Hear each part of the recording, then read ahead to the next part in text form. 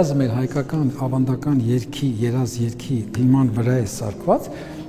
ամբողջ բալետը, ամբողջ թեման, բայց իհարկե սա կնոջ երազանքների մասին է, կնոջ ուրեմն իղձերի։ Երազը ստեղծվեց հենց այս երեխաները ծնվելու համար, սա մենք ուզում ենք հումանիտար ֆոնդ ունենալ Հայաստանում։ Սրանց 10 տարի առաջ երևի հիշում եք, մեզ մոտ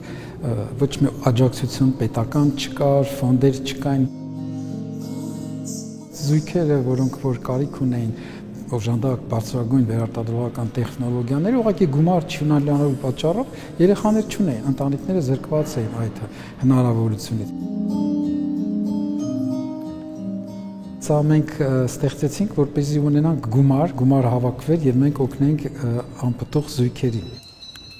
Իհարկե շատ գումար չկարողացանք հավաքել, բայց գոնե սկիզբը դրվեց այս շարժման։ Հասարակությանը գոնե մի թեթև արթնացրեցինք եւ վերնախավերը, որ մեծ խնդիր կա բնակչության 15%-ը մեր Հայաստանի 15% այս խնդիրներով տառապում է։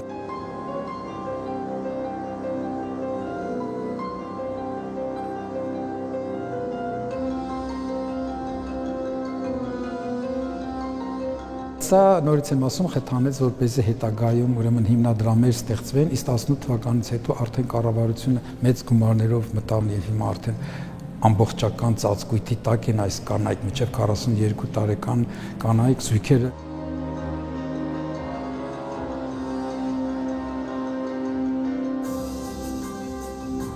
Երեսունից մինչև 55 տարեկան կանայք կան օֆիցիալ ստատիստիկան մեր Հայաստանի ասում է, որ ունեն երբևիցե չեն ունեցել երեխաներ, երբևիցե ամուսնացած չեն եղել ու չեն։ Տեսեք, նրանց թիվը 40,000 է։ Հսկայական թիվ է։ Վերջերս օրենք ընդունվեց, որ միայնակ կանանց մինչև 42 տարի պետական աջակցություն է տրվում, որպեսզի կարողանան ներարգանդային սերմնավորման մեթոդներով երեխաներ ունենալ։ Աշխարհում տես բան չկա, գիտեք, որ պտղաբեր կինա, ասենք թե 42 տարեկան, ուղղակի զույգընկեր չունի, պետությունը որպես օժանդակ տեխնոլոգիաների մի մաս գումարներ է տալիս եւ կարող են օգտվել։ Մայրությունը միայնակ չի, այդ ստիգմատիզացիան միայնակ մայր եւ այլն պետք է մոռանանք։ Սա մի կարևոր փուլ է մեր հասարակության գիտակցության զարգացման, որ մենք ուզում ենք անպայման հասնել դրան, որից հետո գիտեք մենք այնքան երջանիկ մայրեր ենք, որպեսզի այս կնոջ պատմությունը, որ կտեսնակ, իրականություն դառնա, օգնենք բոլորս հասարակությունը, կապետությունը, բժիշկներս, տեխնոլոգիաները, որպեսզի այն կանայք, որ երեխաների մասին են երազում, չեն կարողանում ինչ-ինչ պատճառով, որ հասնեն իրենց երազանքին։ Ավազային անիմացիա անում եմ արդեն 10 տարի։ 10 տարի առաջ հենց այս ներկայացումով սկսվեց իմ ավազային կարիերան։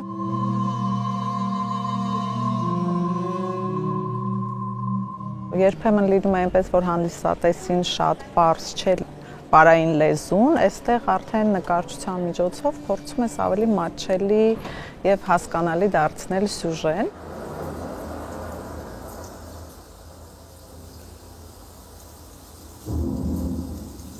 Կարծում եմ ժամանակի ընթացքում այդ բոլոր կարծրատիպերը կվերանան, արդեն վերանում են, ինչը շատ ճիշտ եմ համարում։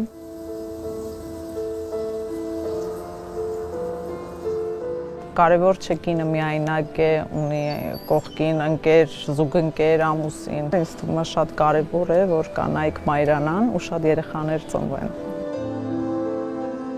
Ինչու է ինձ համար հատուկ սա սիմվոլիկ, որովհետև իմ կենտրոնում այսպեսի մի ավանդույթ է դրված, որ այս երաժշտության հենց սկիզբը, որ սկսվի, այս ներածությունով երաժշտության տակ է մեր բոլոր արտամարմնային բեղմնավորների այդ process-ը, երբ սաղմիկին տեղադրում ենք կնոջ օրգանիզմը մարմնի մեջ, այս երաժշտության տակ է կատարվում։